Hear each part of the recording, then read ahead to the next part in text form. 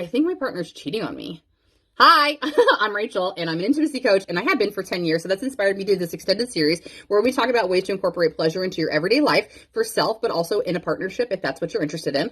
And this month, we're really focusing on actual things I hear from my coaching clients so we can talk about it. Not only so that you can potentially hear your story somewhere in here, but understanding how many facets really go into relationships, libido, sex, intimacy, and all of that. So today, this is something I've heard obviously quite frequently in a decade. I think my partner's cheating on me.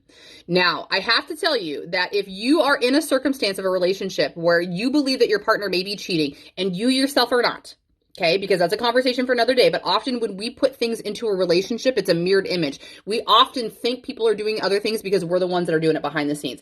And you can relate to this because if your partner has been accusing you of cheating, but they're the ones that have been cheating, you see where I'm going with that. So as long as that's not part of this equation, but you have qualms or you have a feeling that your partner may be cheating, they probably are. Now, before you go kicking them to the curb or searching through their phone, I need you to hear what I'm saying first.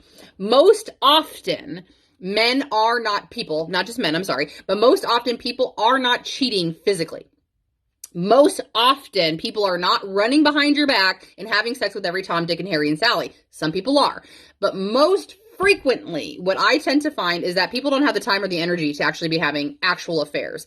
For a lot of us, we are absolutely cheating on our partner, but we're doing it emotionally.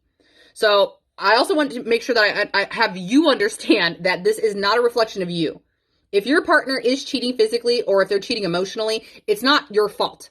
You need to understand that. When people cheat, it's because they have a lack of something in their world, in their life, that they need to prove to themselves that this other person over here can fulfill me, that I can still get attention from that other person. That's what cheating is really about.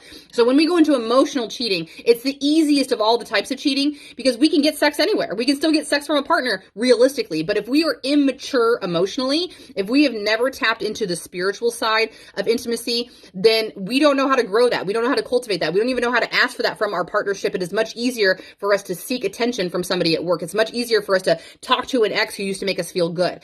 So that could be what's happening in your relationship. And again, don't make any assumptions, but these are just things that might help for you to kind of lead towards more appropriate questions and asking your partner or finding help through a therapist or intimacy coach who might be able to guide you in those things. So, whew, I know that was a big one, but hopefully it was helpful to you. And don't forget to slide into my DMs because I'm somebody who actually likes to do that if you feel like I might be able to be helpful to you in your life. So thanks so much for being here. Make sure that you're following along because we got much more to come in the rest of the month. And that's really all I had for you today. So thanks so much for being here. I appreciate you. Have a good day.